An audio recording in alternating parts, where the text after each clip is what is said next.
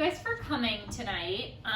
The topic that we're going to be talking about is going to be injury prevention for rock climbers. Okay, so our objectives today, the things that we're going to discuss. First, we're going to do a basic review of some of the anatomy and biomechanics of the shoulder and the shoulder blade that are relevant to the topics that we're going to discuss later. We're going to talk about some just basic injury prevention concepts and then how they relate to rock climbing. We're going to discuss some of the common causes of climbing injuries, especially the ones that can be avoided. And then I'm going to provide everybody with an exercise program that can be completed with a few ideas for how those exercises could be made easier or harder. And then I'm going to provide you with a few resources for if you're interested in this topic and you want to do some additional reading on your own.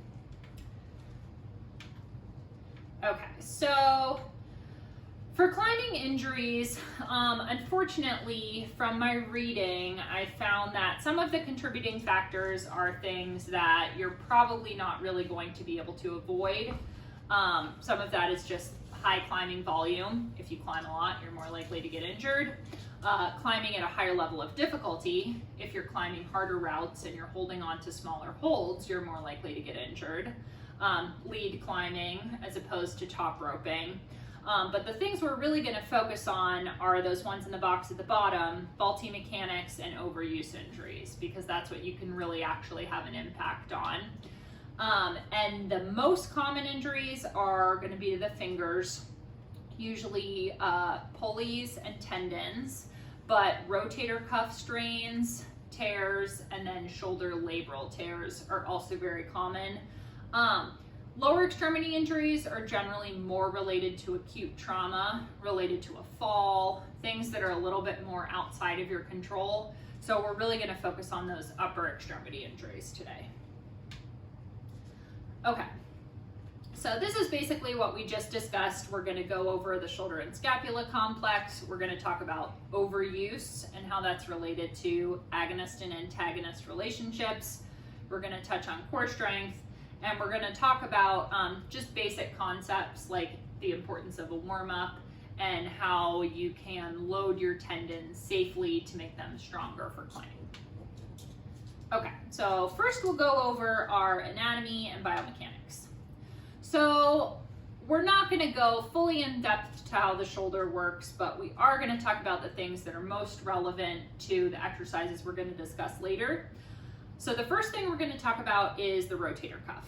The rotator cuff is made up of 4 muscles.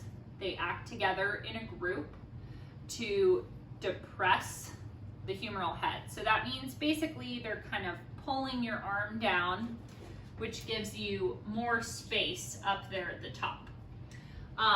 Their other actions are going to be to rotate the shoulder internally and externally. But its overall function, it's going to provide this dynamic stability for your shoulder joint. So it's going to keep your shoulder nice and stable so that it doesn't have to rely as much on the ligaments and tendons that surround the joint. So we're going to come back to this in a second, but if you have a strong rotator cuff, you're going to have good shoulder stability. You're going to be able to move your arm up overhead without pain.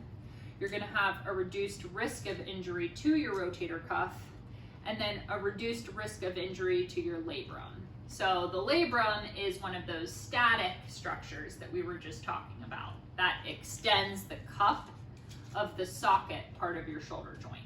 It's basically a cartilage ring. That's a very common shoulder injury with climbers, is to tear a piece of that cartilage off. So the stronger your rotator cuff is, the less likely you are to injure that. If you have a weak rotator cuff, you're a lot more likely to run into issues like shoulder impingement, acute or chronic rotator cuff injury. You're more likely to have pain with overhead motion. And when we talk about a painful arc, that's basically when you go to move your arm overhead, sometimes you can get pain at the front of the shoulder right through the mid-range of the motion. I'm going to go back to that last picture real quick, because when we talk about shoulder impingement, basically you're pinching a few of the tendinous structures because that humeral head is able to go up too much. So the stronger the rotator cuff is, the more it pulls it down in the socket. So the other important concept related to shoulder motion is going to be your scapula. So there's a few muscles, they're listed there, but essentially their function is that they're going to either move the shoulder blade up and down the back, out or in towards the spine, and then rotate it upward and downward. That upward and downward rotation is essential for being able to move your arm all the way up overhead. So I really like this image because it shows the different lines of pull of the different muscles. And the ones that we really want to focus on are the ones that are going to pull that shoulder blade in this way and the ones that are going to pull down this way. Most of the time the ones pulling up are a little bit too strong. So we need to work on counteracting with the muscles that pull the shoulder blade down. These are another few good pictures. You can see what happens if the ones that are pulling the shoulder blade up are too strong. You get that shrug up towards your ears, as opposed to here where there's adequate force pulling down, and it gives you that nice space there, and you can see that you have a lot more space in the shoulder joint. This image up there shows how your serratus anterior acts, which is basically like a sling, kind of giving your shoulder blade and your rib cage more support. Okay, so I really like this image, which shows kind of putting those two together. You can see in this image, as opposed to that one, she has that external rotation of the shoulders. You can see that her elbows are facing in as opposed to forward. You can see that the muscles that are pulling down on her shoulder blade are activated. So she has that room right there, as opposed to her shoulder being up by her ear. So that just kind of shows you how putting the two together gives you that nicer positioning, which is, so the most important part about creating that kind of stable base to move off of is that functions essentially like your core for the shoulders. So the stronger those muscles are, the less pressure you're going to be putting on joints that are down the chain.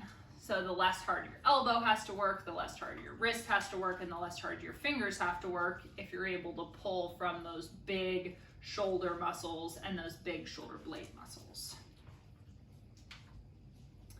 Okay, so the next major concept we're going to talk about are just agonist-antagonist relationships. So the agonist muscle is the muscle that moves the joint. So a really good way to think about this is just elbow flexion and extension. So when I flex my elbow, my bicep is the agonist. It's working, it's moving the joint. The antagonist is the muscle that's lengthening, so in this case, the tricep. So we can look at those separately, and then we can also look at co-contraction, which occurs when both of the muscles on either side of the joint are contracting simultaneously to provide additional stability at that spot. So this is important because a lot of the time, especially with a sport like climbing, we have these groups where we're overusing the agonist muscle all the time. The antagonist muscles aren't used enough, and so then those get weaker. This creates more tension on one side of the joint than the other, and that can lead to muscle imbalances that can relate to poor posture, poor joint mechanics, tendinopathies, and other overuse injuries. For your concern, the most important thing is that all of those things can cause pain, either during or after climbing. And this is just another image. This goes back to what we were talking about with the shoulder blade, that the upper trapezius up there and the lower trapezius work together in this agonist-antagonist relationship. A lot of the times the upper trap is overworking, the lower trap is underworking. So this is just a list of some of the muscles. On the right, we have the overused muscles in climbing.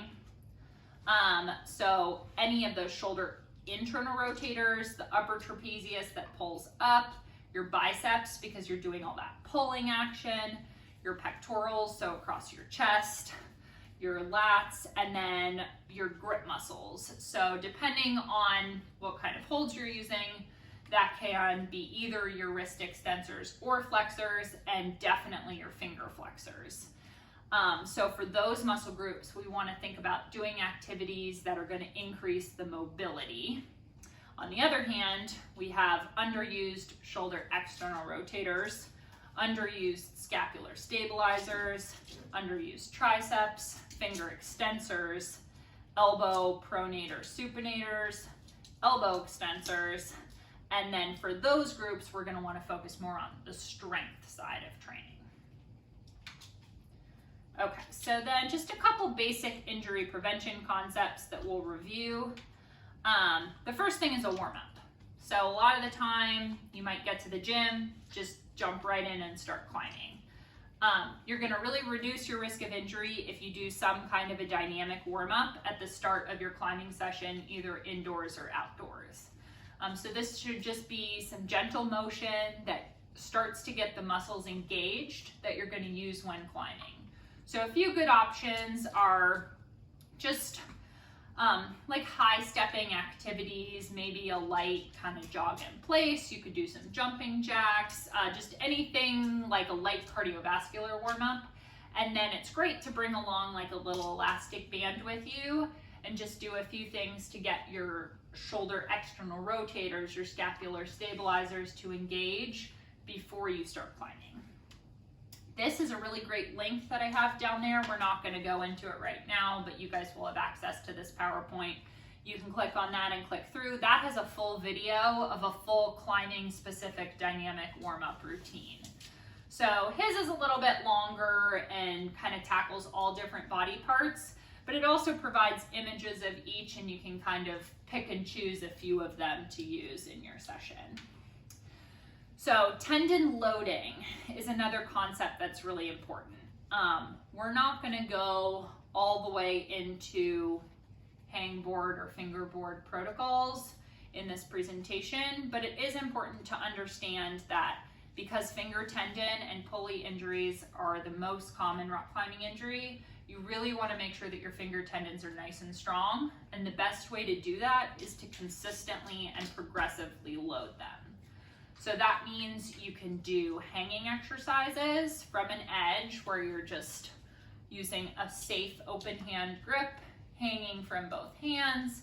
In order to progress that, you can either use a smaller hold or you can use a weight attached to your harness to provide more tension. As a starting point, if it's too much to do body weight hangs, you can either do exercises with like a little grip trainer where you're just loading your tendons by gripping on your grip trainer, or you can use a pulley system to take some of your body weight off.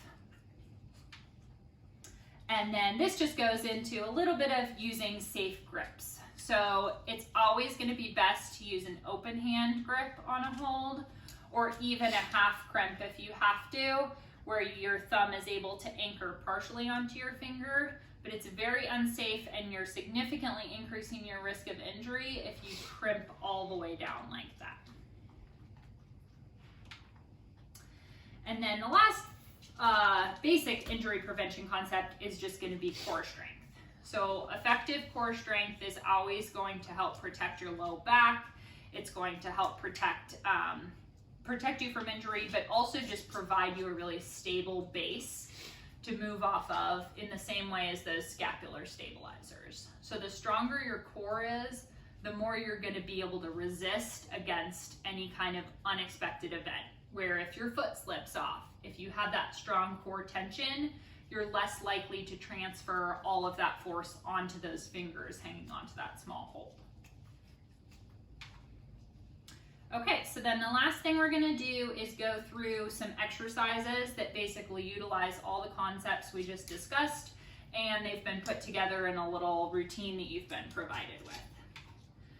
So the first thing is shoulder mobility. So with these exercises, you're stretching out those muscles that we talked about being overused. Your lats in your back, the pecs across your chest. So he's laying on a foam roller there and then just doing a basic like snow angel, as we would call it. So he's getting really good shoulder mobility. These could also both be used as a warm-up. Then you're definitely going to want to do a rotator cuff strengthening exercise. I chose this one because you're in more of a climbing specific position where you're having to hold that arm up at a 90-degree angle, so you're stabilizing in that raised position. This is going to be a little series of exercises that's going to tackle a few of those different scapular stabilizer muscles we talked about. It's going to tackle the mid trap and the low trap, so you're going to work on pulling the shoulder blade in towards the spine and pulling it down. This is going to be for the serratus anterior, so this is that muscle that we saw the picture where it acts kind of like a sling across your torso, and he's just pushing up to protract his scapula. You could make this exercise harder by utilizing an unstable surface. So some kind of an exercise ball or a Bosu ball is going to give you even more kind of co-contraction of that shoulder joint and increase the stabilization challenge. Tricep strengthening is really important for keeping your elbows healthy. We talked about all that overuse with the biceps as you're pulling yourself up all the time. Working on some tricep strengthening targets that antagonist muscle so that you're not getting uneven tension at your elbow. Forearm mobility, also really important for avoiding overuse injuries. With this stretch, you're going to stretch out those finger flexors that are getting overused, as well as your grip muscles of your forearm. This is a great one to train your finger flexor antagonist, your finger extensors. And then this is a really good climbing specific core strength exercise, because when you climb, you're having to move both your upper extremities and your lower extremities and maintain your core tension. If this is too hard to do that in a full plank position, you can always start out doing it from your hands and knees and then eventually progress to that full plank. You can also do this activity from your hands instead of from your forearms. And then the final exercise is kind of putting all of that together into a scapular pull-up. So you're not doing a pull-up, full pull-up with the arms, you're just working on training all those scapular stabilizers and your rotator cuff together to draw them down the back in a weight-bearing position.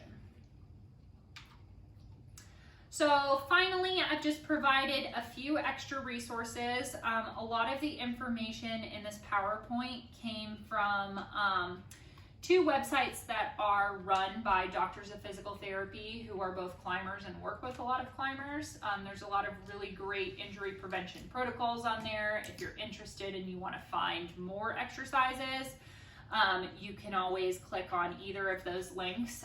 They also have videos to show correct form.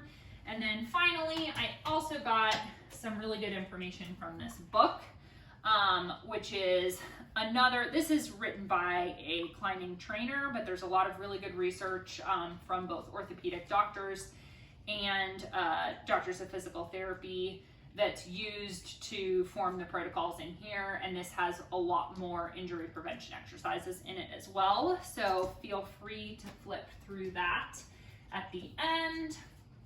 And then finally, I just have a full list of all the references that I used for the presentation, and that is it. Do you guys have any questions or anything before we stop? No, that was wonderful. Thank you for all that great information. Okay. Should I stop it? Yeah.